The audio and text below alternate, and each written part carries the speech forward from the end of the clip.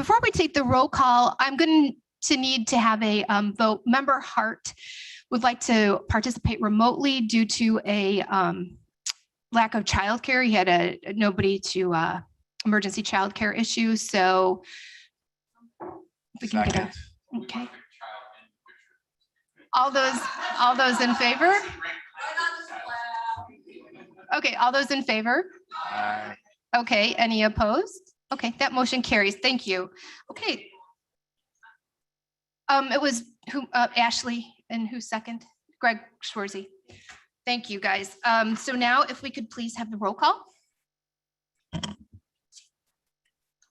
Member Chaplin, Here. Member Chavez, Here. Member Covert, Member Desart, Here. Member DeCiani, Member Eckhoff, Member Garcia, here, Member Hart, Here.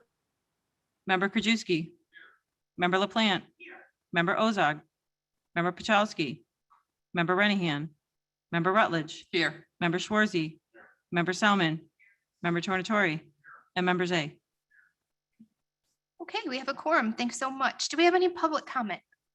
Okay. No, we do not. With that, I'll move on to my chairwoman remarks. Thank you all for coming this morning. I know we usually have this meeting off, so I really appreciate your attendance. I know many members did have made vacation plans because the budget calendar wasn't out until after our regular calendar. So I know a lot of members are on vacation. This is the first type of this kind of meeting that we're having. And I'm really excited. I think it's going to be really great information for all of us to have in preparation for as we enter into our committee meetings to go through the budget. So with that, Jeff, do you want to come up and start our presentation? And we are going to have questions throughout the presentation. So if you have a question while Jeff is giving his presentation, please feel free to raise your hand and you'll be acknowledged.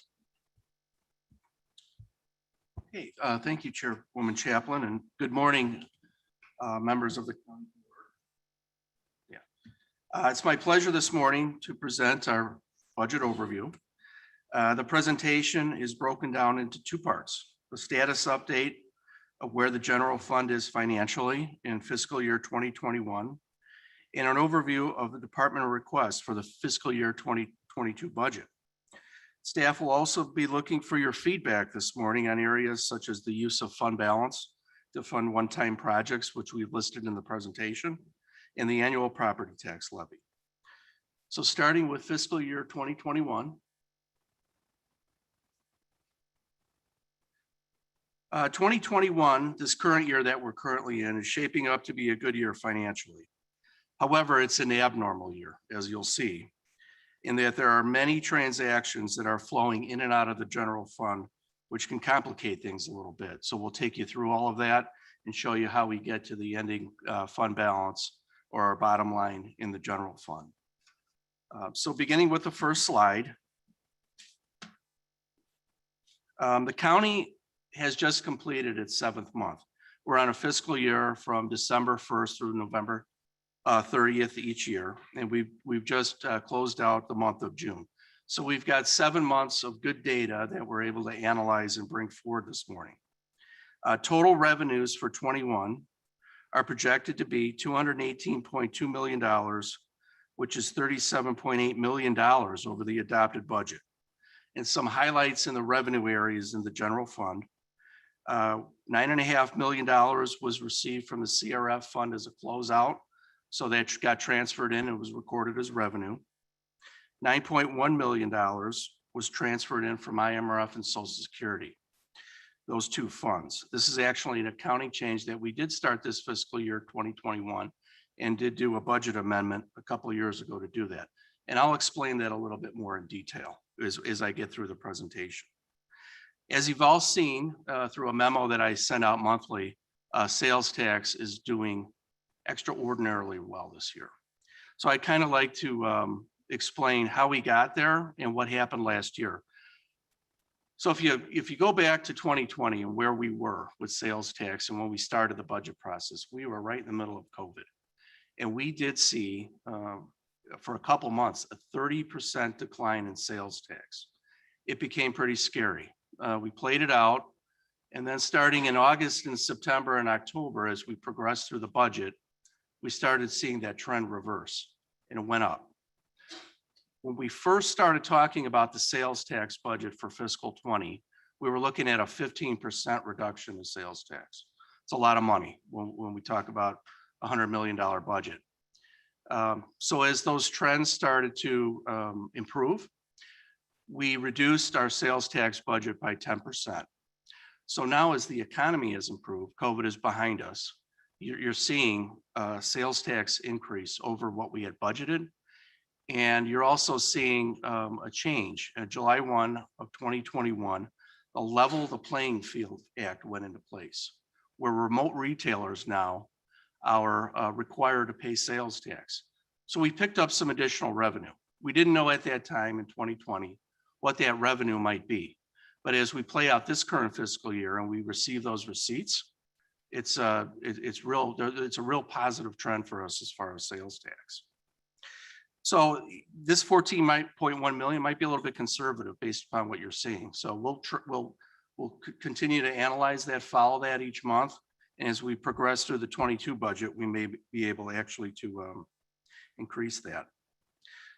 Income tax is another large revenue segment of our general fund, is trending over $2.5 million. That is, well, let me step back. We receive income tax based upon a per capita rate, and it's based upon our unincorporated population of about $97,000. You have two things going on, 97,000 people per capita, I'm sorry.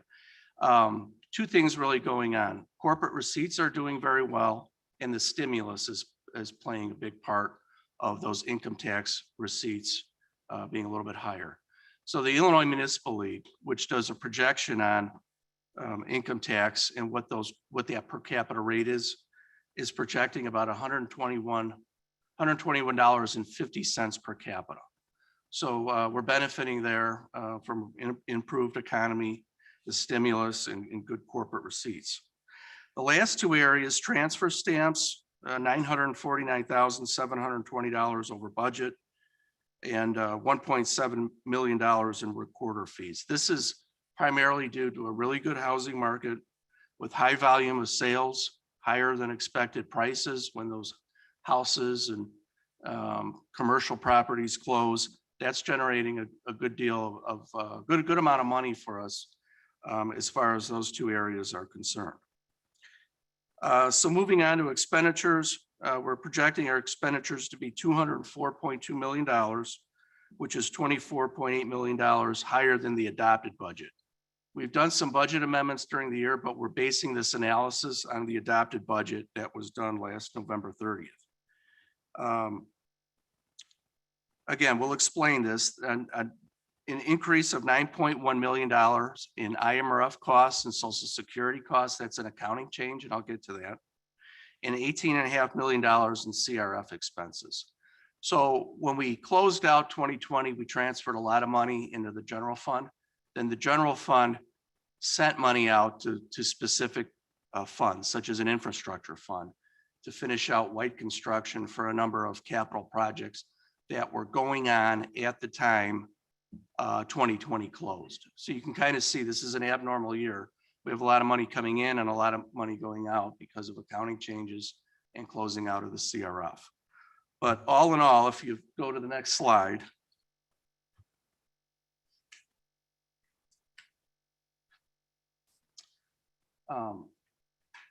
the first column there, so this chart breaks our major revenue categories down: property tax, sales tax, on the expenditure side, personnel, commodities, capital, etc. We look at where we're currently at year to date, what our adopted budget is, and where staff is projecting to be at the end of the year. So the fiscal year 21 projected, when you look at our total revenues minus our total expenses, we're projecting a surplus of almost $14 million.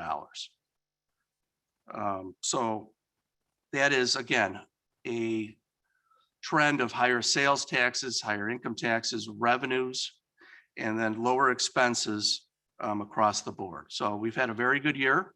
We're having a very good year. We'll continue to watch the trend.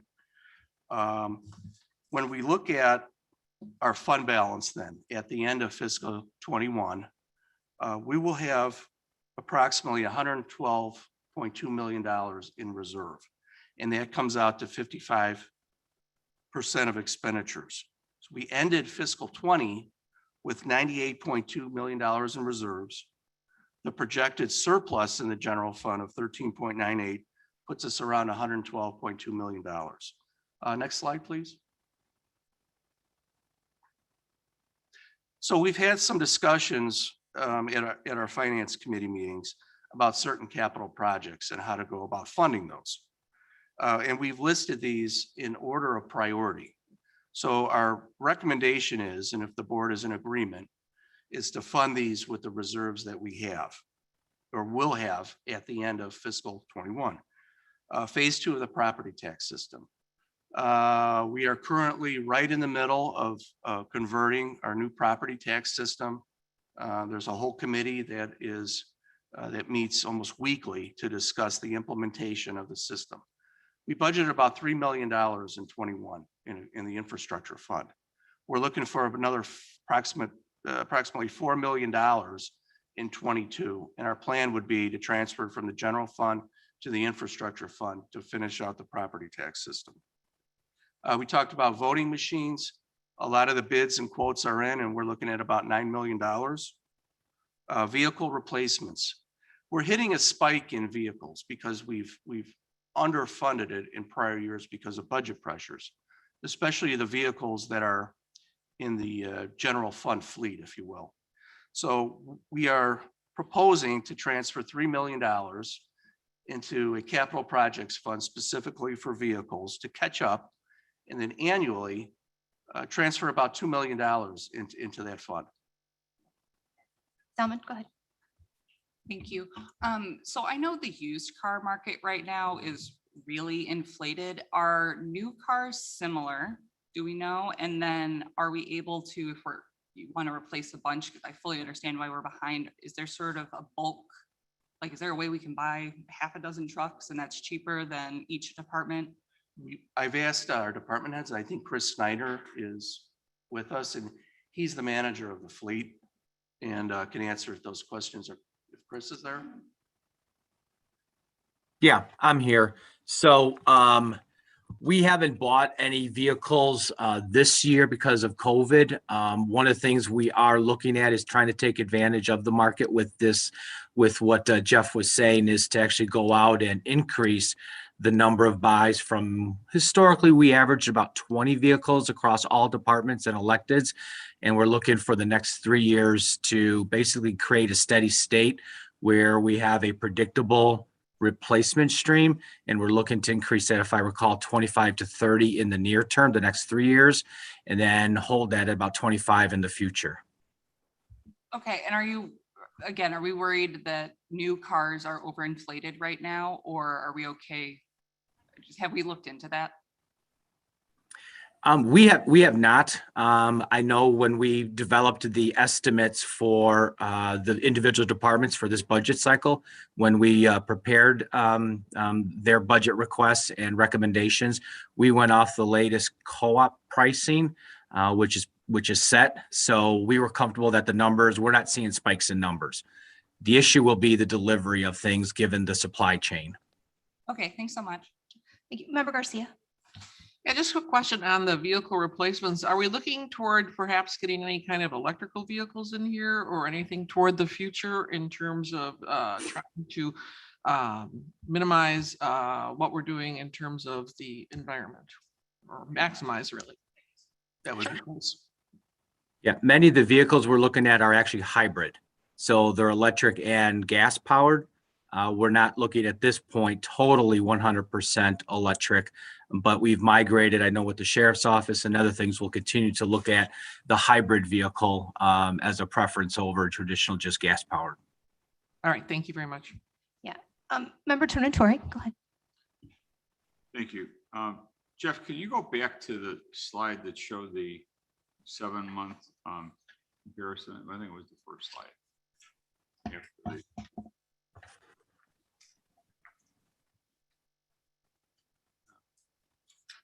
I want the financial update. It says 12/1/20 to 11/30/21. Yeah.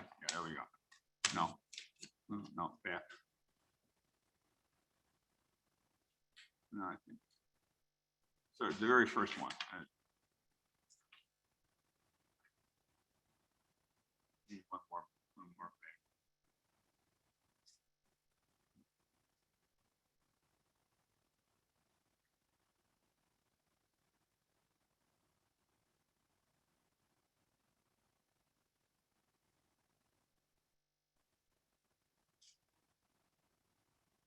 page. That's not me.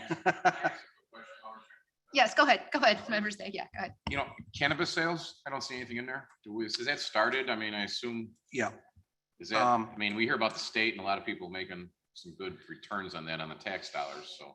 cannabis sales is under other tax in that, but it's about $250,000 this year, I think we're taking in. Okay. Yeah. Member Salmon, go ahead. I don't know, ask a clarifying question. So our cannabis tax revenue is not maximized to the potential it could be because we've not opted in as a county and added our revenue, correct? We'd be able to add the 3% if we had opted in. We have our tax on the books. We didn't opt in as a county. We don't sell it on incorporated, we take the tax countywide. Oh, that's We have a right. That's what we countywide tax, decided. yeah, so as Ridiculous. As All right. more of the municipalities come on and do Yeah. licenses, more revenue will But if we generate. opted in, we would be able to add in the revenue line, correct? Yeah, yes. Do we have any estimate how much that would be? If it's specific to the unincorporated areas, yeah, we'd have to look into that to see. We have to But it wouldn't be a have lot. It'd be GIS like do it to 5 see what might figures be out there. versus, right? You Yeah, think we- it'd be like in the 5-figure range? It's. Well, we wouldn't would be a figured lot. with the locations where they were, nobody would, I mean, we have like 2 locations that we can put them right now with the way the legislation is. Well, they're. No, we have to- That's we- a whole other fight. Right, we It's a have to, further we do have to discussion. look into other options for us legislatively to get that changed so that Mm-hmm. we can, because the 2 locations that we have right now really aren't worth our time to put those in. Go ahead, Member Tornatori. Okay, well, and just to that, I think that whatever we would make unincorporated, I think there'd be a drop off from the municipalities too. If somebody wasn't buying in Naperville and they were buying in an unincorporated area, so it could be a wash, I don't know. But getting to this, I'm a little confused as the numbers here. When you said that we've got the transfer from IMRF to Social Security, it's an increase on one side and it's a decrease on the other. So in my unfinancially educated world, that's a wash. Exactly. Okay, so then you look at the CRS, or CRF rather, of 9.5 million received and 18.5 million on the other end. So that's a $9 million Yeah. deficit per se, But or on the bad side of the ledger. yeah, in 2020, that's where the offset is, because we transfer money into the general fund in 2020. So over a 2-year period, we're whole. And that's where this gets complicated. The transfers in and out. You have to look at it over a 2-year period in 20 and 21. Okay, all right, well, and that kind of skews my numbers, because looking at that, if we would have been 9 million to the bad, so to speak, then that's offset by the $14 million to the good and sales tax, 2.5 income, 949,000 transfer, and 1.7 recorders fees. The way I total that, we were up 10 million, not up 14. No, I understand the totals, but I'm just saying, if you put it on the plus side, you take it away on the negative, on the other side, it's. Yeah, but if you it's go an to the accounting- next slide.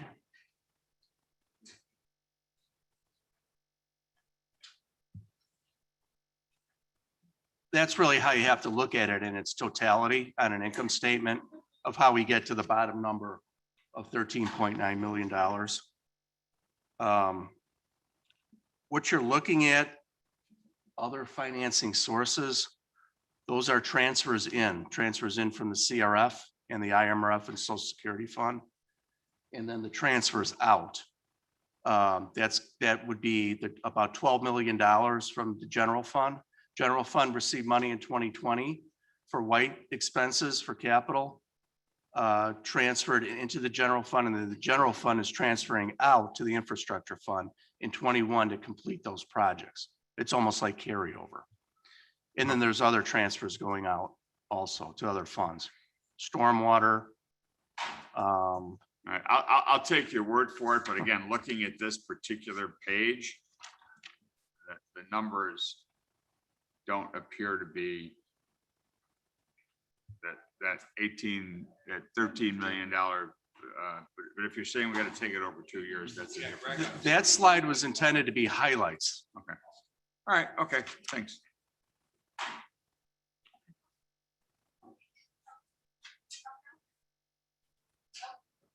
All right, so Go ahead, that's our go ahead. overview of 21. We'll move into fiscal year 2022, the budget that we're currently working on.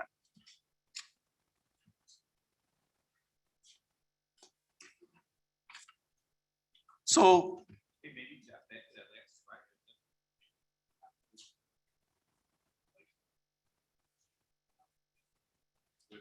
Oh, yeah. Yeah. Do you guys, yeah, are you guys okay with those? To the extent we get to making the it- end of the year and we still fund it, maybe, but we. Right. We're okay with those were intended to be in order of Yeah, priority. priority. So how do you guys feel about this order of priority? Yeah, Member Shorzy. Oh, microphone, please. Go ahead. Sorry, with those fees taken out of the reserves, what percentage would we be at that point?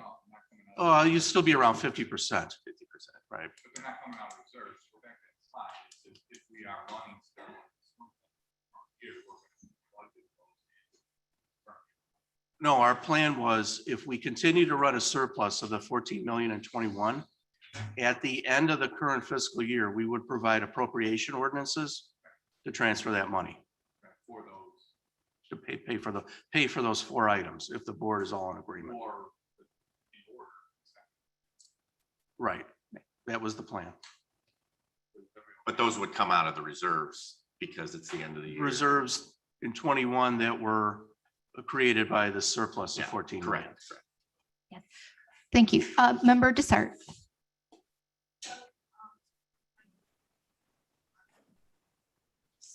Expecting a $13.9 million surplus. And that would go into reserves and then pulling out of reserves with this wish list of items. And his wish list of items on that page right there is 18 million. We would So probably you're have to looking to do spend some 5 million. prioritizing. Okay. I'm sorry to cut you off. Yeah. I was just saying that the wish list is 5 million more than the surplus. Correct. We'd have to do some prioritizing, and we also need to see where we'll be at the end of the year. I'm also concerned about the vehicle replacement, because almost every agenda, we are approving vehicle purchases. So how do we get $3 million worth of vehicles in the hole, if you will? We have to, yeah. Go ahead. Before my time, but working with Chris and Nick and a lot of the staff, we've deferred a lot of vehicles in the fleet because of budgetary constraints. And Department of Transportation has a list of replacement based upon a vehicle replacement policy. Mileage and all that. Yeah, so when they were deferred, you get a spike in the replacement. So we're seeing the spike now.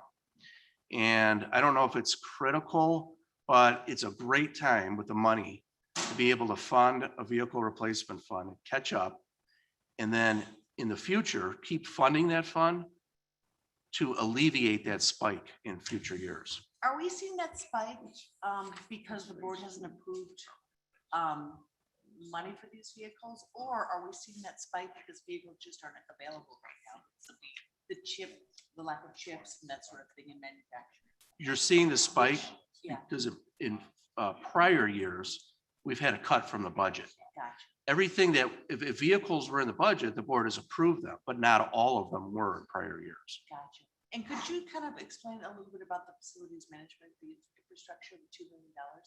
What is that for? That is, there's certain I mean, I upgrades. understand what infrastructure is, but do we need a new parking deck or what is that for? That's part of it. What specifically is that $2 million for? Hello, how's it going? So it's not the parking deck that you're gonna see later in the presentation. We will talk about parking deck. This is simply the normal maintenance repairs that facilities management has to do, escalators, elevators. You know, the normal running level for facilities is about 1.5 to 2 million a year, without doing special projects like a parking deck, like HVAC. This is the normal one. So what we've done, because the projects typically are multi-year, several years ago, we adopted the rollover infrastructure fund. So if we're able to fund it out of this, then that comes out of the 22 budget request that we have. So either, I mean, it's a simple, typically at the end of the year, we use whatever's left over in surplus, we sweep in the infrastructure, and it has a direct benefit for reducing the next year's budget request for facilities. Thank you. So Madam Chair, I, just as one board member's opinion, I would prefer that we not spend more than the surplus, which is 13.9 million. That would just be my preference. And this wish list, as I said, is 18 million. So we would need to see some cutting. I really believe after hearing clerk's presentation several months, a couple months ago, that voting machines are a priority because they're going to be obsolete after the primary in 2022. So I think that should rise to the top, just my opinion. But again, I don't want to spend more than our surplus. Thank you. Thank you, member to start. Yeah, just member Schwartz, I'll call you in 1 second, but I just would like to add a comment here real quick. With the with regards to the vehicle replacement fund,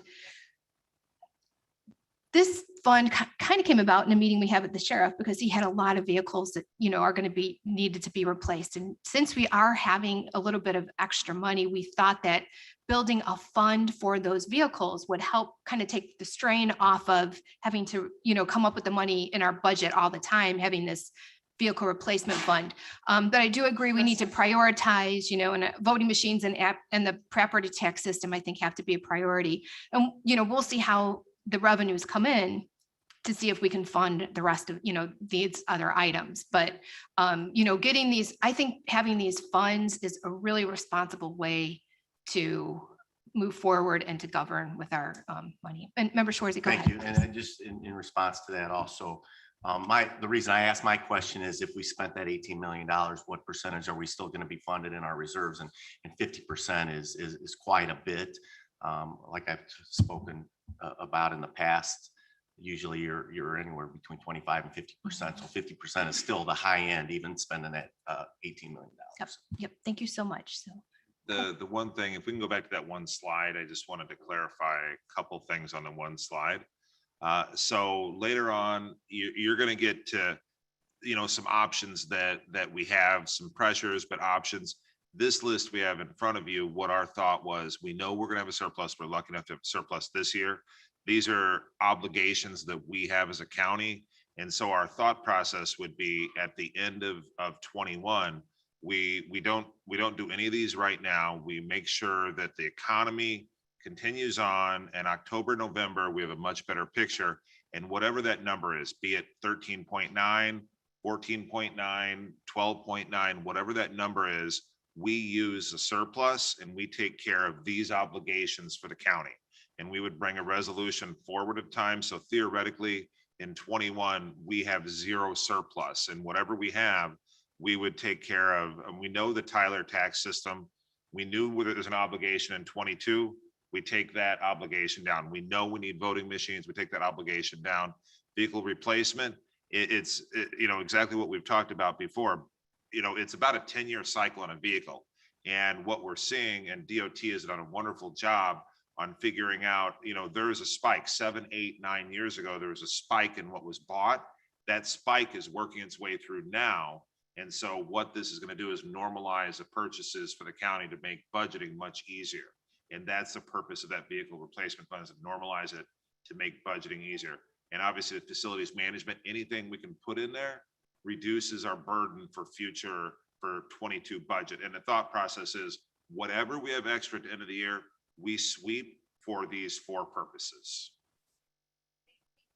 Member Zay and then Member Rutledge. Thank you. You brought up the sheriff's department. You know, the sheriff's always been traditionally behind not only when we buy vehicles, they have to be outfitted and it takes a long time to get it.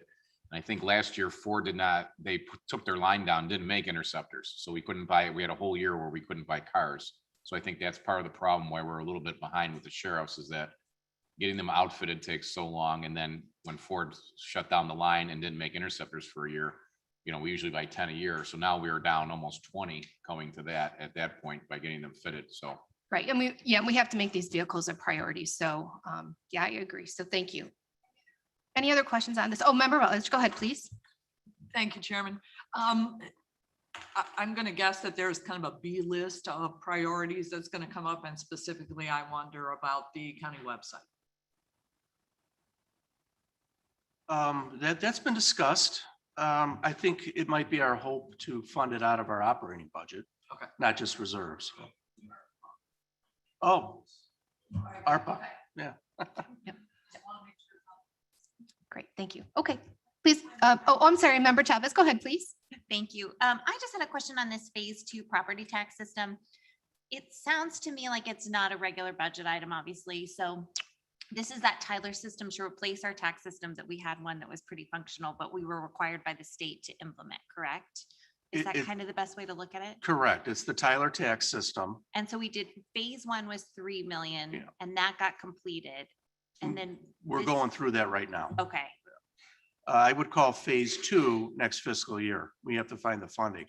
The plan was, and I talked to the former CFO, to find the second, the dollar amount, the $4 million, we were going to do a bank loan. But if we have the money now, it doesn't make any sense to do a bank loan to fund the second portion or second phase of the property tax system. okay. And do we have a deadline of when that has to be implemented to be compliant with the I state? think 20, we should be wrapped up at the end of 22. I can tell you, because I've been in all of those meetings for the Tyler tax system. The implementation phase is how it was planned all along. It was always, they're going all out. There's not, we bought phase 1, now we got to buy phase 2. It's all one system. Okay. It was a funding mechanism. We're going to fund 3 million this year, 4 million next year. The question was how we were going to fund it. We always had to, you can't do the 3 million and not the 4 million. It's all one system. It was just how we split it up. We have the unique opportunity to be able to pay for it out of surplus rather than either bank loan or reserves. And so Tyler is going to be up and running midway late through 2022, depending on what we're doing. I mean, like I said, there's no pause between, there's not really a 1 and 2. It's all one system. It's just how we funded it. Okay, that helps a lot because I couldn't quite wrap my head around the 2 phases. Thank you. Great, thank you. Okay, go ahead, Jeff. Thanks. Okay. So moving into fiscal 22. Next slide. I know we have some new board members this year, so I just wanted to touch upon our budget process and how we get through developing our budget. So May 25th, we had a budget kickoff meeting with all the senior staff, Mick, myself. A lot of the elected departments were there through Zoom. We presented what our expectations were, what our budget policies were, our guidelines for using the software. So we had about a 2-hour meeting. It was a good meeting. We kicked it off. And on July 2nd, we were able to receive back all of those requests. So in June, this is when the departments start really digging in into starting to develop their budgets. Right now is the phase that we're in, July of August of 21. All of those requests are in. We have to start projecting out a lot of our revenues for fiscal 22. We'll talk a little bit more about committee presentations as we progress through the presentation. September 28th, the chairman does his budget presentation. October of 2021, any changes would go back to the finance committee. And then November 23rd of 21, we are set to pass this budget, the appropriation ordinances, and our tax levy, which we'll talk a little bit later on in the presentation. Okay, next slide. So when we talk about developing our fiscal 22 budget, we look at a lot of trends and a lot of history. So we have 2 years of actual, our fiscal 19 and our fiscal 20. Fiscal year 19, we ended with an $8 million surplus. Fiscal year 20, I'll call it the CRF year, we ended with an $18 million surplus. For fiscal 21, the original budget was a balanced budget and adopted last November. We talked a lot about our fiscal 21 projected of having a surplus of about 14 million. And right now, as it stands, our department requests are coming in at $212.78 million. So we have a little bit of work to do. We are a little bit out of balance right now, if you will.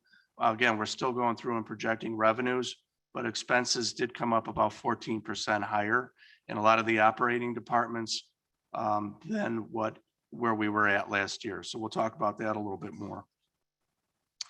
Next slide.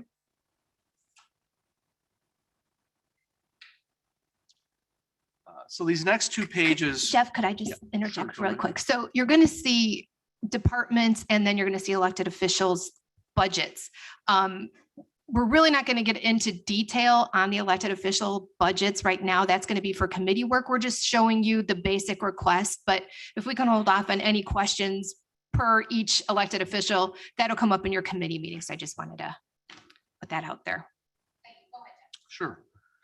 The next two pages are every department's historical budgets where we're projecting them to be at for 21 and what they requested for 22. So if you scroll across to the last two columns there, you have the dollar increase from fiscal 21 for each department, and you have the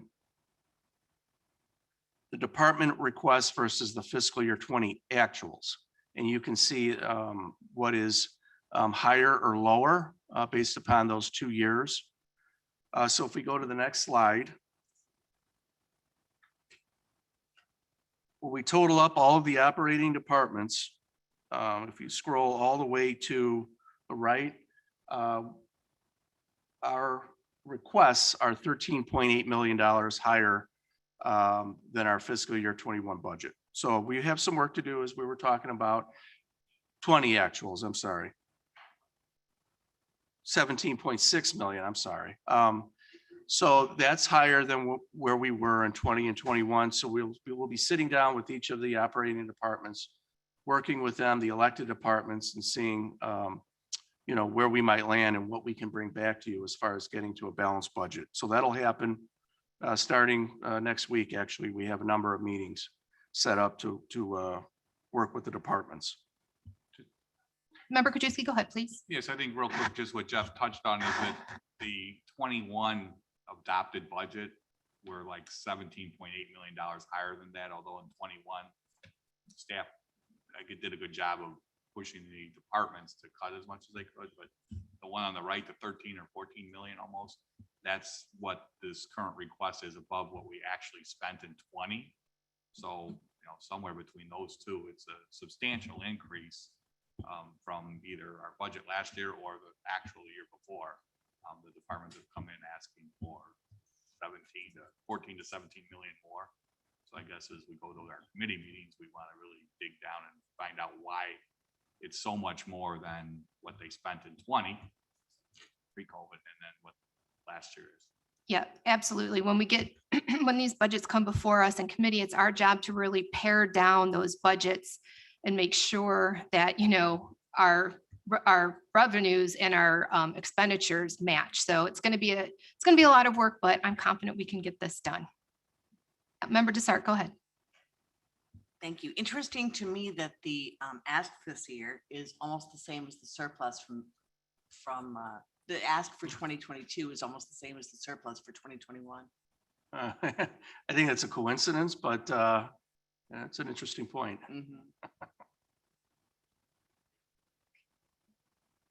Okay, next slide. So this is the final accounting unit or department that I wanted to talk about. It's a very large area of the general fund budget. It's called General Fund Special Accounts. And we have an accounting change this year, and I want to go through that. So the county budgets for IMRF and Social Security costs. Those are typically, the expenses are typically budgeted out of an IMRF and Social Security Fund, a separate fund, not an account in the general fund, but a separate fund. So this year, we have budgeted the full amount of IMRF and Social Security to properly allocate those expenses to each of the departments. As I said before, prior year amounts have been budgeted separately in IMRF and FICA. And dollar amounts were transferred from the general fund to the IMRF and FICA funds to cover the difference. So this year, a transfer into the general fund would be done from the IMRF and FICA funds to capture the property tax dollars that we actually levy for IMRF and FICA into the general fund to offset some of these expenses. The accounting change from prior years is budget neutral. We're not picking up any additional expense except for the normal increases in IMRF and FICA costs from personnel increases. So again, you're seeing money flow from different funds, but overall, this has no bearing on our financial impact of the general fund or the IMRF or FICA fund. It's just a way for us to allocate expenses more properly based upon accounting standards. I know Public Works and the Department of Transportation already do that. They don't use a separate IMRF and FICA fund. So we think this is a good year to start doing it. Wanted to bring that to your attention because there's a little change and you've seen the numbers go up there in the general fund, but again, it's offset by money coming into the fund. Okay, next slide, please. So overall, we have a $212.8 million budget. So we've done a pie chart here. You can see how our expenses are broken down. Judicial section represents 18.22% of the budget. Public safety, 25.47%. Public services, 2.74%. Education, 0.44%. And general government, 53.13%. General government are really all of the departments that are under the county board jurisdiction. So that is the majority of our expenses, primarily out of the general fund. In the next slide are expenses by category. And what you want to take away here is personnel. Very typical for a government entity. Our personnel costs are usually the highest amount. And what you have here at the county is 73.36% of our expenses in the general fund are related to personnel. Commodity costs at 2.4%. Some costs related to capital outlay. The other financing uses, those are those transfers out that I talked about at 8.29%. So that's kind of a breakdown on how we spend our money and what's allocated to each department. Next slide.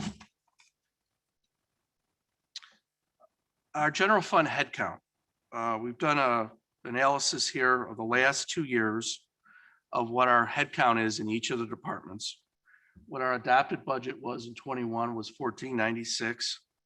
Currently, we haven't made any changes to headcount in the general fund. We're still at 1496. But what's interesting is as of July 16th, the finance department tracks headcount very closely because it is a big expense. We are trending at 1,367 positions.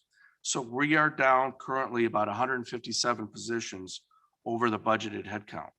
It's great for saving money, but a lot of the departments will tell you that they're struggling with their operations. So this is kind of a trend that we're seeing is it's hard to find staff, hard to find employees. Facilities management, they're probably down 25%. And this carries over into the care center. So something to look at when we discuss budgets in our committee meetings is headcount. Member Zay, go ahead. Jeff, welcome to the crowd because it's everywhere, manufacturing. Yeah. I mean, this isn't just the county, it's nationwide. I mean, there are people struggling to find workers everywhere. Yeah, we're struggling in finance to find accountants and we're really seeing it. We have struck out for about a whole year on finding a budget analyst. That's why my 18-year-old when he goes, Kyle wants to be an accountant. So if you keep that open about 5 years, that'd be perfect. We're looking. At the rate it's going, the job might be open still, right? So So this might be a big theme at the committee meetings, is headcount and how departments are struggling to fill positions. Now, with that being said, the current requests for headcount are at 1,524. So we're budgeting based upon where we were in prior years. We're probably not going to be able to fill all those positions. And we do have new requests. If you can go to the next slide. Your microphone, Brian, please. That's another reason why we're having a potential surplus. Right. Oh, is yeah, We just don't absolutely. have, we aren't paying the personnel costs in these departments, hence why we're running below our budget Right. because of having 100 and some open positions. So we did get some additional headcount requests in the requested budget. IT is asking for one additional position.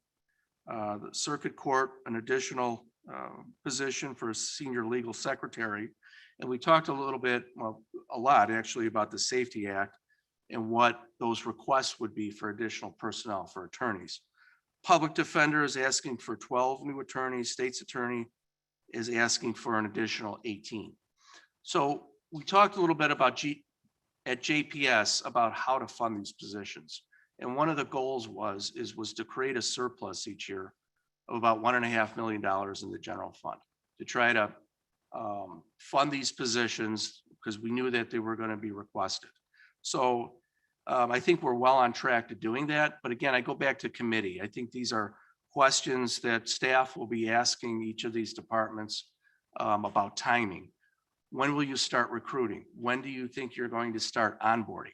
Because the later on in the process, if we budget for all of this additional headcount, but we only are filling half of the new headcount, the existing headcount, midway through the fiscal year, we want to take advantage of that in the budget when we adopt it. So we kind of need to amortize that out. So that's kind of my point with headcount. Mr. Tori. Thank you. Have we, or have you factored, Please stand. I understand. Have you factored in the additional cost of where we would put these people if we hire them? I remember it was talked about having to build additional office space. We are currently doing that. I know Tim and Nick are working on that plan. That's going to be presented. I think it's two slides forward. He's going to be talking about it. Oh, wait.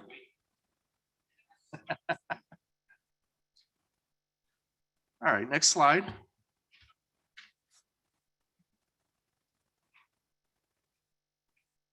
So I think a lot of you may have seen this at JPS, but this is one area that I always tell boards that I work with to really focus on, and that's our reserve, our fund balance. This is the equity of our general fund. It is the financial condition of our general fund.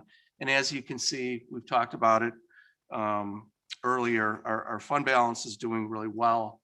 The blue bars represent our expenditures. The orange bars is our fund balance and where we project to be.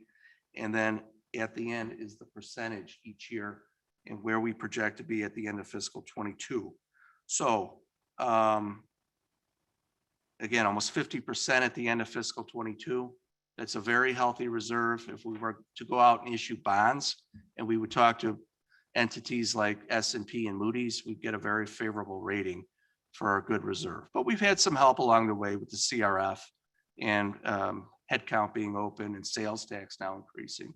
So hopefully the trends will keep up. Oh, excuse me, Jeff.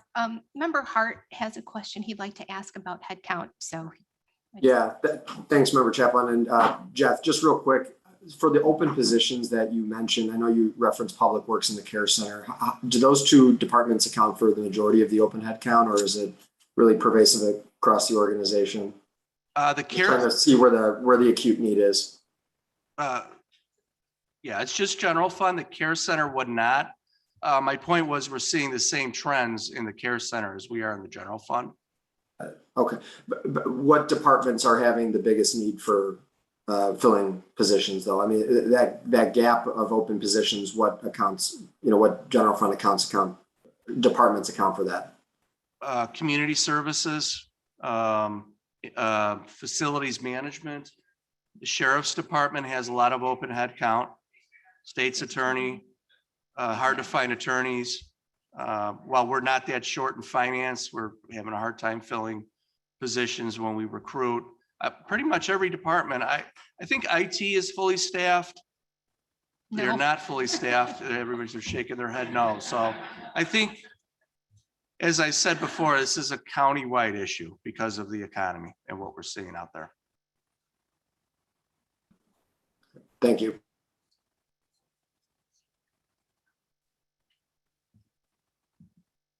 Okay, next slide, please.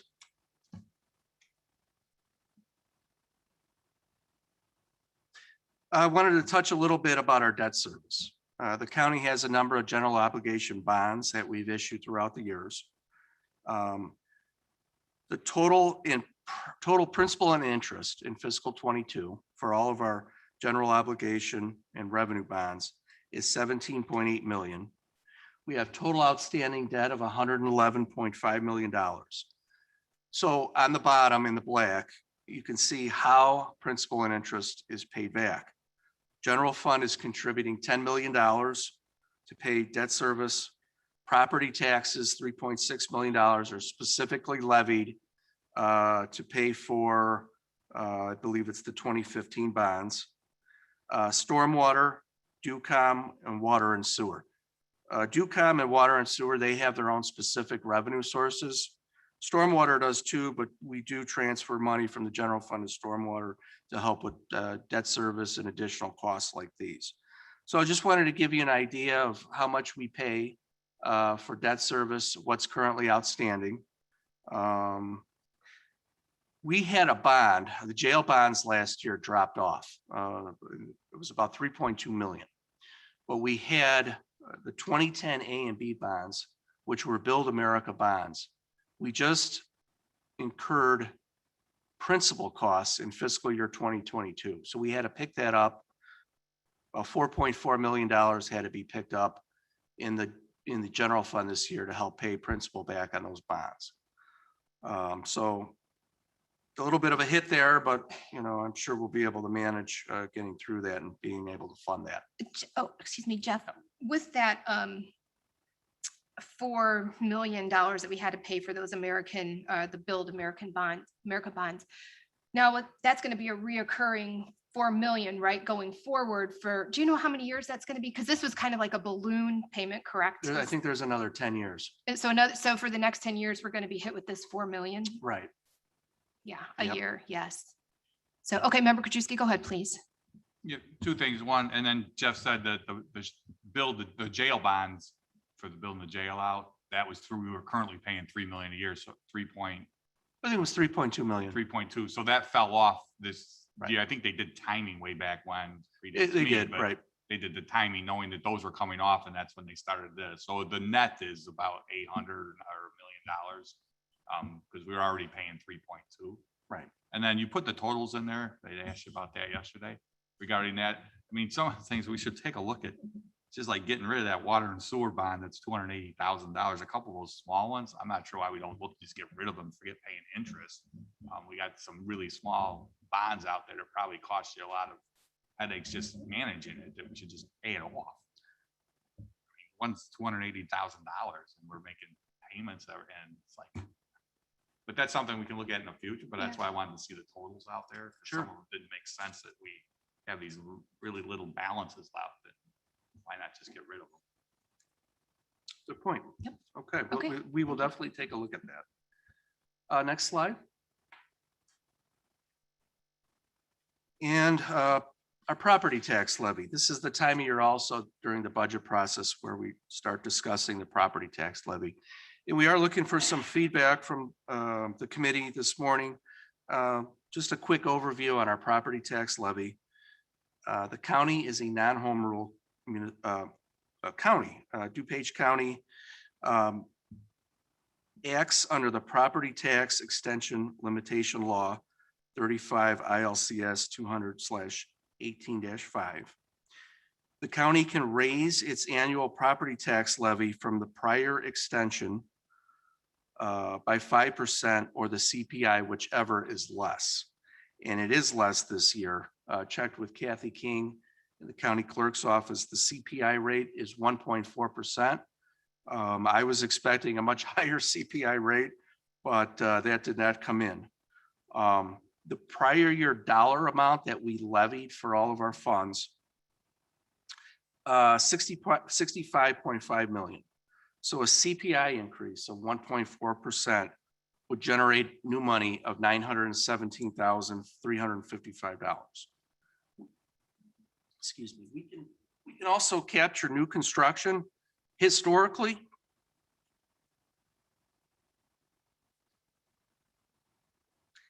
average new construction has been about $300 million. Excuse me, which generates about 500,000 per year. So we're asking the committee, excuse me for 1 second.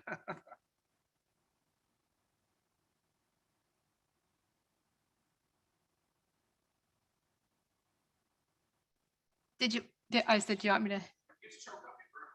I really am. Talk about property taxes. So we have a couple of recommendations. Keep the levy flat and do not raise the dollar amount. Levy by the CPI or only capture the new construction. We've captured new construction last year, and that was the first time, I think, in about 10 years that we've actually raised the levy. That'll generate about $500,000. So we are looking for some feedback this morning from the board about, because we have to adopt a property tax levy in November. We don't have to have any decisions today, but do we have any feelings, consensus on this? Member Selman, go ahead. My personal feelings, I think we should mirror what we did last year, where we didn't increase the basic levy, but we did do the new construction. I think many of us know our neighbors don't have a whole lot of extra money, but someone has saved and is ready to build their new home, I think is a very different scenario. So I would not be in favor of the levy tax increase on everybody, but the new construction, I think, is a good option for us. Thank you so much. Any other comments or questions out there regarding this? Member Rutledge, go ahead, please. Thank you, Chairman. So we talked about headcount that's down, can't attract new employees. Routinely, we're approving money for temporary labor at the care center, the on-call person at animal services.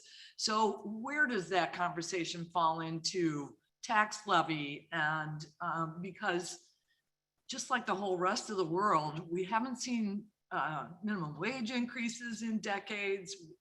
And so in order to fill these places, we're going to have to raise our compensation for these people. And so I'm asking where that conversation happens. Well, actually right now. It's on the next slide. Not to be sarcastic, I'm sorry if they came off as sarcastic, but the funding of additional personnel down the road, that's a budget pressure for us. We do have that issue out there of trying to recruit employees and keep employees while we're seeing compression, while a lot of the salaries in the care center and maybe facilities are below what the market might be paying. So Nick is going to talk a little bit about what some of our thoughts were, and we talked with Member Chaplin about that, of how we start dealing with some of these compression issues that are all over the county. So I think, is that okay, Nick? We can, yeah, we will talk about that, but a component of funding that, you know, maybe doing what we did last year, and that was the levy, at least for new construction. That helps to fund costs too. And just add Sure, that, please go ahead. you know, I know we went decades without a property tax increase, and I come from a lot of different worlds, but one of them was real estate. And if you're not putting little bits of money into your properties all along, it's not like you're saving that money. At some point, your system is going to degrade and you're going to have to step up to spend the money at that time. And that's just something I don't want to see happen at the county level. That I too would be okay with the new construction, but I do think it's important that we nudge those numbers up a little bit to make sure that we don't find ourselves in the position we are from an employment standpoint. Thank you. You brought up a great point. And when we talked about using reserves, we talked about it specifically for one-time expenses like capital, property tax system, voting, election equipment. But now we're talking about the funding of personnel increases. That is always difficult. And the way we've been able to do it here at the county, steady increases in sales tax over many years and steady increases in other revenues such as income tax. We've depended on a lot of our charges for services with fees from the recorder's office, circuit court fines. Those are going to compress maybe a little bit, especially in the circuit court. So it's always a struggle finding new revenue or squeezing as much money as we can out of existing revenue to fund ongoing personnel costs. And member Thursday, I'll call you in 1 second. And, member Rutledge, I tend to agree with you. I know we miss out on the compounding when we don't increase that property tax, but right now, we're coming out of a pandemic and I feel that just my personal views on this are, I agree with member Selman, we keep everything flat and we just go on with the construction like we did last year. I just, we got the ARPA money and the CARES money and I think right now just increasing that would be a little much for our residents, but I totally understand where you're coming from because we are missing out on that compounding every year. Okay, member Schwarzy, go ahead, please. Thank you. First of all, I'd be opposed to raising the property tax at this point, but I agree with member Solomon about the new construction tax. And I really agree with member Krajewski about paying off some of these debts. Almost $18 million a year we're paying in interest. Use some of these reserves if it's legal to do so, and pay off some of these debts. And then all of a sudden, instead of $18 million a year, you're paying $15 million a year. And it's $3 million you got to put other places. So that's my thoughts. Thank you. Member Krajewski, go ahead, please. Yeah, I don't know, Jeff, if you verified with Paul Hines yesterday, but just as we talked with regards to just new construction, had they done it over the last 10 years, as we discussed yesterday, you said the number would have been an additional 60 million. We would have. Well, yeah, right. I don't know if you verified that number. I did not. I talked with Kathy King about new construction values, but I'd bring that up. But that'd just be a number that we know. But if had we done new construction over the last 10 years, first year was last year. I know the number you threw out was 60, but it's a very large number. Very large number. And that would have still kept everybody's property taxes flat. There's actually over the last 10 years, everybody's taxes, the county portion has gone down. Our rate went down last year, even though we received more property taxes. Thank you. Okay, so is there consensus from the committee that we only capture the new construction? Everyone, we pretty much all agree? Oh, yep. Okay, all right. I think you have some direction. Yeah. Okay, great. Thank you. Okay, thanks, everyone. I'm going to turn it over to Nick to go over some of our future budget pressures. So to follow up on a property tax though, seeing that there's consensus for new construction, if the committee's okay with it, we might move forward with the state's attorney to bring that resolution through. It would give some budget certainty for us as we plan the budget, if we could plan that. So that'd be great if we could move that forward over the next month or two, a little bit ahead of schedule so that we can depend on that. So the slide you have in front of you, unlike the first slide, which we have no choice. We have to fund these, the tax system, the Tyler system. And like I said, we are fortunate that we have some excess revenue in 2021. These are pressures that you guys have some choices on. What is a priority? What's not a priority? How do you want to move forward? And we as a staff sat down and obviously there's a lot more budget pressures in this, but we kind of did the big ticket items that you need to know about, need to keep in mind as we move forward. And these might be solved this year, next year, the following year, but they need to be solved at some point. First one out there is Animal Services Phase 2, the expansion. unique project. What we're probably going to have at some point in the next couple of months is coming before you with a standalone presentation with an overall funding package. I mean, obviously, the project speaks for itself, the need speaks for itself, and we'll get into that. You know, total project probably in the 10, $11 million range. They have a substantial amount of reserves at Animal Services dedicated, around 4 million. There could be a component in the ARPA funding, about $1.5 million. Thanks. Are we gonna get an update on the fundraising progress for this? Because we had done a whole contract about a fundraising plan. I don't think we've heard any updates about that Without a so doubt, far. that's going to be part of the overall process where they're at. All I'm doing is introducing the topics to the committee and no decisions on any of these have to be made today by any means. That's the because there's- fundraising campaign still happening. Yeah, it's the fundraising for the Animal Services Phase 2 is still going on, correct? Yeah, right.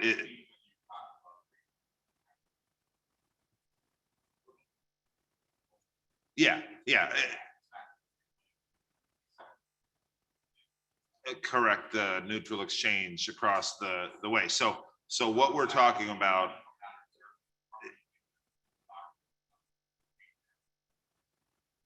Why would your capital campaign not have just started? Why would we loan you dollars when you are supposed to be fundraising for it?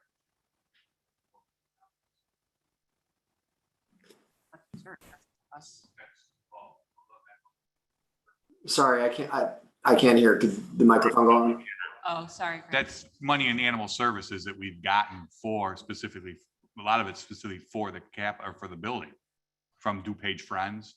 So you're loaning. No, they've given us money that's we're a special revenue fund. It's in our reserves specifically for the So it's construction building. pre-fundraise. That's what you're saying. You already raised those dollars then. Yes, we already have, well, Okay. with that plus surplus from our operations, it's a combination of, but we got DuPage Friends who have given us money that's sitting in reserves. And then we have our operations that have been sitting in reserves. So when would the capital campaign kick off? Probably pretty shortly here, we're starting to schedule, we're looking at the naming rights for the various buildings. And still, as soon as they get that, we'll be able to go out and start asking When did for, that contract start with the vendor? I'm not even sure if we. I think it's been like 2 years. I'm just Yeah, I'm frustrated. not even And sure we're if gonna they've done it. have a dedicated presentation on this at some point in the future. This is simply just saying that is out there, and we've got the initial thoughts are, like Brian said, a loan from the reserves over 10 years paid back, but that's something we can figure out. The phase total project 11 million. Other budget pressure, parking decks, and I think that's kind of been a broken record from us over the last couple of years. Both parking decks are definitely in need of some maintenance, some upgrades, and we pegged that around 11 million. And that is every year that obligation increases because Excuse me, Nick, we have to have a recess for a second until we get a quorum here. we lost somebody. Okay. Yeah, we lost 2 people. Sorry. Do you want to take a break? Yeah, you want to take a break? Go ahead. We'll be back. We're taking a short break.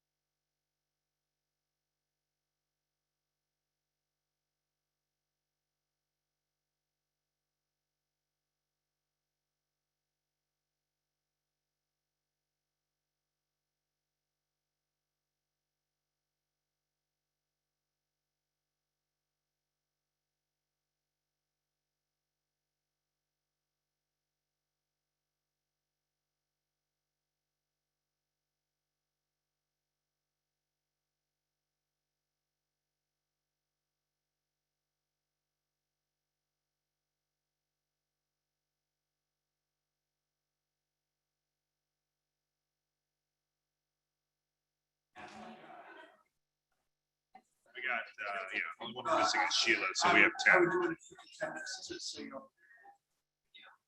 Yeah, count Liz.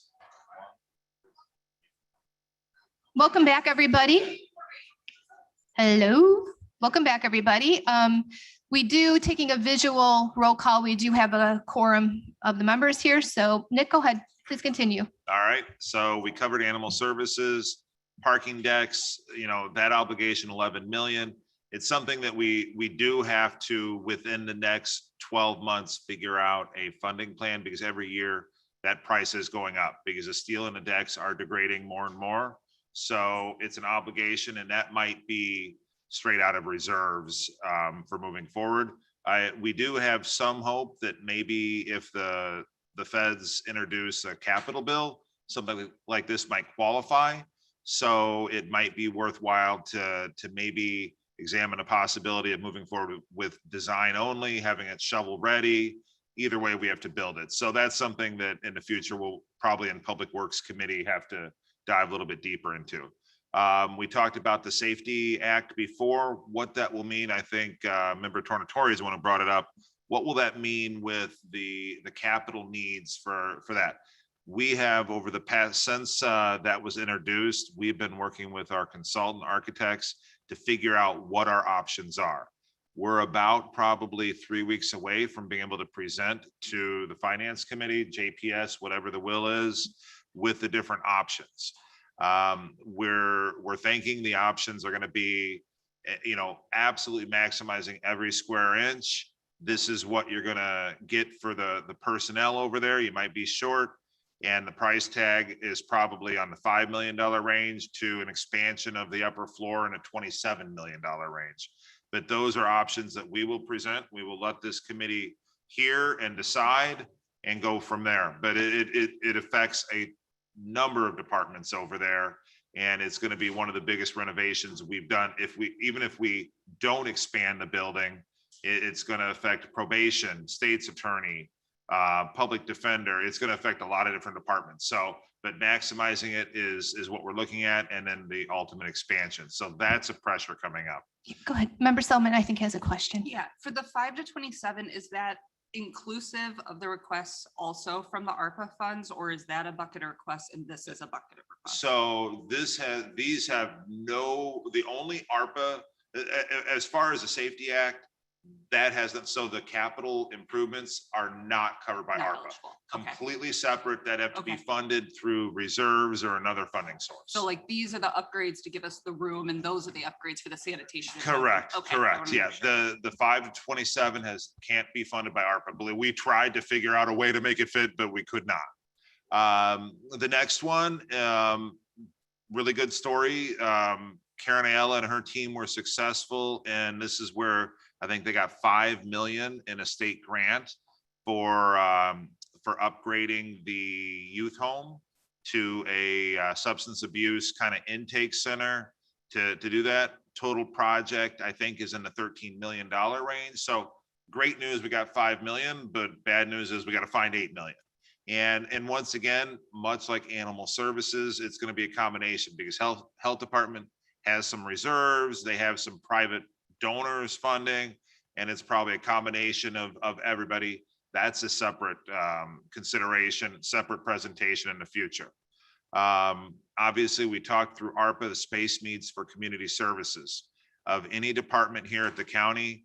Mary Keating and her team are bursting at the seams, and with the new federal programs, it's like multiplying as far as the problems up there. We are in ARPA, we are making the improvements that we can up there, but it might not be enough. And that's a consideration. We're trying to work through what the options are, and it's challenging. I mean, we are very built out in the county complex, and trying to find room is a challenge that we're having, especially for expanding departments like Mary's. We talked about the salary analysis. Of all the pressures we have at the county, this is probably one of our biggest concerns out there. We are finding that, I mean, not just we can't find people to work, which we can't, we're finding that we're falling behind our peer communities, the Kane, Lake, Will, Grundy. we're falling behind. Historically, we have been, top of the mark. I mean, the services we provide, we're second to none. I mean, we are always set the mark out there for what we do. And we're finding that we're losing employees to these other area counties, which we never have before. Usually we're the ones who attract from the area counties and we can't. And on top of that, we just can't find workers to apply. We used to be, we'd advertise and get 50 different applications. Now we advertise and we get 0.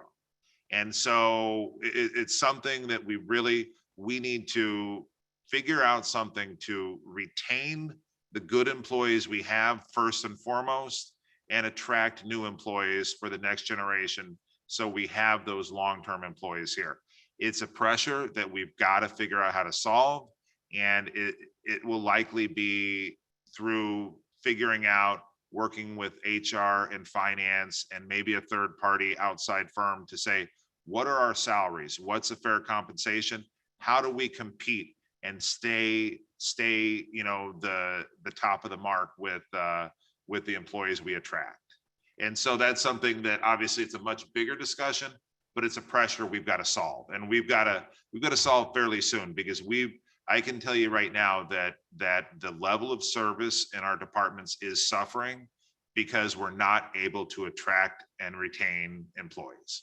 And every department is doing everything they can. And the problem is it's like a snowball effect. The employees that are left are working twice as hard and they're getting burnt out, and and so we need to solve it. It's one of those that this is something that's probably one of the most critical aspects that we have to solve over the next couple of months. Well, I think Member Chavez has a question. Oh, there we go. So I am in complete agreement, and I think we as a board have seen this come up several times throughout. So can we request that maybe HR and your department or whatever departments need to get involved, come together and say, here's what we need to do from a retention standpoint. Here's what we need to do from an attraction standpoint. Here's where we need to be and where we differ from other counties as far as salary comparisons or benefits comparisons. And then can we get a roundabout figure of what that might look like within the next year's, maybe there's a 5-year outlook to say, this is what we need to do to get on par and maybe get a little bit better. Because I think to your point, we expect better here at DuPage County. So how do we get that ramp to happen? So could we prioritize that sort of presentation for us? Without a doubt, if that's the general consensus, I will put the team together internally, and I would like to include the departments that are the most impacted in those discussions, with it being, Care Center, Mary Keating's group, and include those in discussion, and we can come forward with you.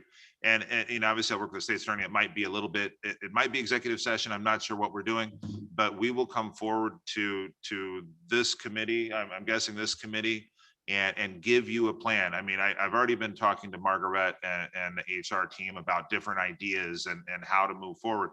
It's a daunting task because, it is far reaching. And so we will come forward and maybe it's, we get a member or two of the county board to sit in with us and help us through that process, because we're kind of in uncharted territory with this one. I'll say, because it's never been a problem that we've had before. So, Mike? Yeah, Member LaPlante, go ahead. I would also like to add, if we could have some type of a cost benefit analysis done, speaking very, specifically about community services and community development. I've talked to Mary Keating about this. It's very difficult, as you spoke about retention. So if we could look at the cost, like what we're sort of wasting in terms of training new employees that then we lose when they go on to someplace, a different county that's getting paid higher. That's because it takes us a year to get an employee up to speed. And Margaret just walked in. Her team has done phenomenal with doing reclassifications and doing adjustments, but they're getting swamped with doing it. And then HR, it's just, we've got to figure out a new way to do it and a more comprehensive approach. And the old way that we did it, of looking at a one-off or two-off person, isn't going to cut it anymore. Right. And so we need to, and we don't want to we want to be in the market and we don't want to be overpriced or underpriced. We want to be competitive, and that's our goal. And so that team is our expert, and we'll come back to you with a plan and go from there. Wonderful, thanks. Member Selman? Just briefly, I think I very much agree with all the comments made, but if we are looking at the salary analysis sort of as an employee satisfaction, if we look at it in that comprehensive level, I'm thinking we might also be able to address the space needs, because I would expect there's a lot of employees here that know they could do their jobs from home. If we told them you could do it from home a few more days, people are a lot happier when they don't have to commute, and then we free up a little space. So I think maybe we can try to attack those as both two sides of the same And concern. you hit the nail on the head. I mean, the good thing, this board during COVID, if you remember, we did both like a COVID telework, that was just, okay, everybody get out and work from home. But we also, we put forward a permanent telework policy to give the employees and the more important, the departments, the capability to telework who made sense. So that's been our mantra, is every department makes their decision. If you can telework and it's equally productive, why not? And we'll continue to push that. And then obviously, and I know Jeff talked about the labor cost for, we have some labor, and it's kind of the salary and the labor kind of go hand in hand, but obviously the Safety Act for adding employees, that has a bottom line for year over year for salary, plus it has a direct impact on the capital upgrades we do. That's part of it. And then there's a number of contracts out there that we need to settle, and there is an expense. I mean, some of these contract negotiations have gone on 2-3 years. There is going to be whenever that contract is ratified, there will be probably a back pay, a retro pay component that we'll have to deal with. And all of that's being factored in the budget. So there's a lot of things swirling around this budget that we have a handle on, and hopefully some of it clears up so that we can maybe incorporate it into the budget. I think overall we've gotten really good direction today. I mean, I think we have good direction on the surplus that we have. And like I said, the purpose of that is to take care of obligations we know of. And then the revenue is a really tricky part. We've talked about that in finance, where we're at. What's the 22 revenue? There's so many factors right now that we are unprecedented, where, what's the impact of the federal stimulus that came? Where's the economy going? Is there going to be a recession? What's the sales tax? Are people going to stop buying because they're not getting the federal checks? Those are all things we're trying to figure out. And so it's going to be a little bit of it's going to be a crazy budget cycle. And the one thing that we do know is the requests that came in from the elected officials and departments are $14 million higher than they were in 2020. Everybody did a phenomenal job last year reducing their expenses to get to where we're at today, but everybody's going to have to trim for in a general fund for the 2022 budget if we hope to get a balanced budget. I don't know, is there any more slides, or did that? I don't know. Oh, this is all you. Back to Jeff. Yep.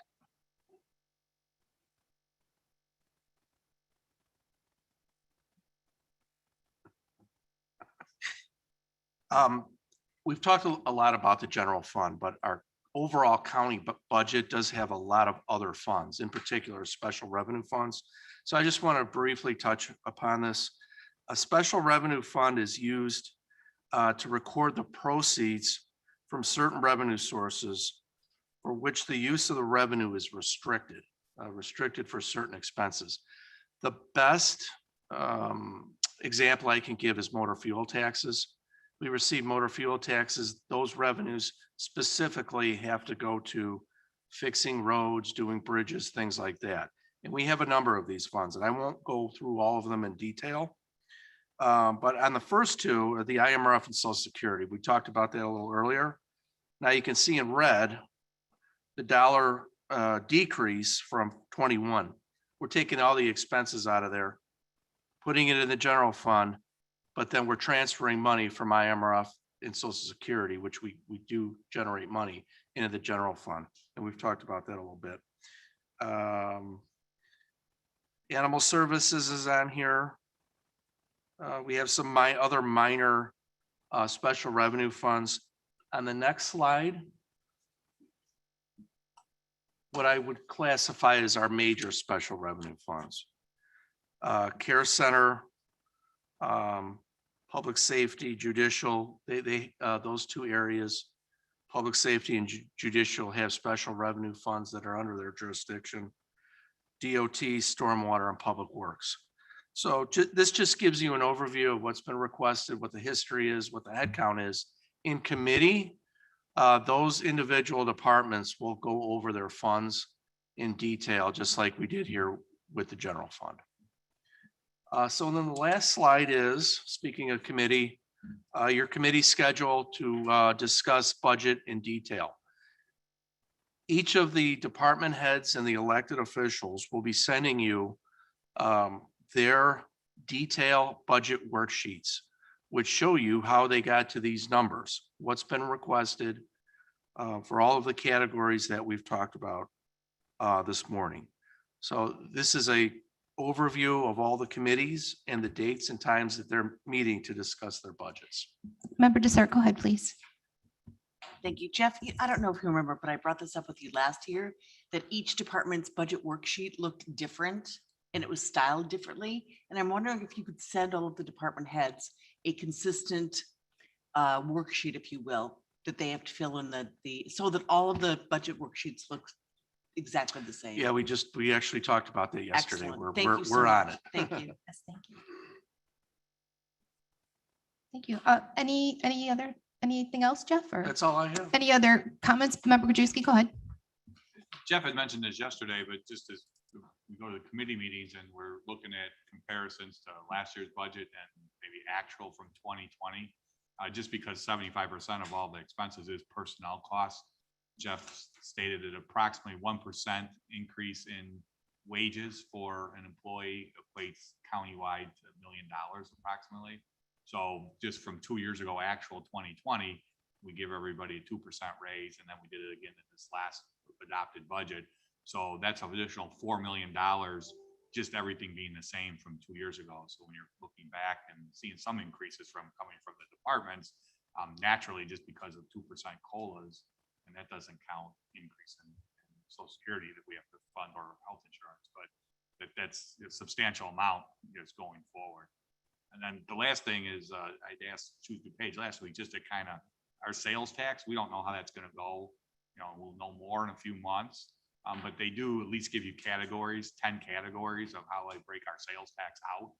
And just in looking, drugs and miscellaneous retail is up 44% over the last 2 years. And I don't know if that's some of your hot sales or potentially online. I don't know if online people are owning a lot of online drugs, and those now are being taxed sales tax wise, but lumber and building and hardware is up like 25%. I know lumber cost is coming down, but yeah, but it's coming down. So that may have an effect, but an automobile and filling stations was up like the other one, those three, that was up like almost 18%. But now with the lack of chips and stuff, we may see a decline in that. And the automobile filling stations is like almost 30% of the overall sales tax being collected. And naturally, there was a couple that were down. The link was apparel, which was very small, but then drinking and eating places, which everybody probably assumed, but that's down about 20%. But at least we can kind of see, and I was gonna, once it's done, have it sent out to everybody. You can at least see the different categories and kind of get an idea of where our sales tax has been improved in what categories. And they won't give it to us any deeper than that. It's just those 10. Right. Yeah, no, I think that would be great. If you would share that with us, I think that'd be very helpful to see. So thank you. Are there any other comments from the committee? Oh, Member Hart, I'm sorry. Go ahead, please. Thanks, Member Chaplin. Just wanted to respond to something Nick said about recruitment and retention. I completely agree with the focus on that. I think the most important asset that we have as an organization are our people. So we need to make sure that we're doing all we can to recruit and retain excellent talent. One thing, though, that I want to just bring up, and hopefully as we dive into that topic a little bit more in future board meetings, it's one thing to always look outward and see how we're projecting ourselves as an organization in terms of salaries to recruit talent, but oftentimes organizations don't look enough insularly and see the type of culture that they're espousing internally. So I'm sure that there's been thoughts on how we can measure our employee engagement satisfaction for existing employees, but that's something I'd encourage us to take a look at, whether that's an engagement survey. I think some of the best ideas we can get to retain talent may come internally from people working in DuPage County. So Nick and Jeff, I look forward to working with you guys on that. And we'll talk more at a future date, but I wanted to raise it here. Absolutely. Great. Thank you. Any other questions, comments? Okay. All right. Seeing none. Thank you so much, Jeff. Thank you so much, Nick. Thank you, ladies over there. Thank everybody. It was a great presentation. Just before, do we have any old business? Any new business? I would like to just mention again, because I think this really is important. We do have this, the budget request came in 14 million higher than we previously had. And when we get to committees, we really do need to work with our department heads and our elected officials to really pare those requests down, because we have to have a balanced budget. And I said, it's going to be hard work, but I think we can all do it. But that's really going to be the work in the committees. So thank you all so much. I appreciate your time this morning and coming out. And with that, I will take a motion to adjourn. So moved. Okay, all those in favor? Any opposed? Okay, see you on August 10th. Bye-bye.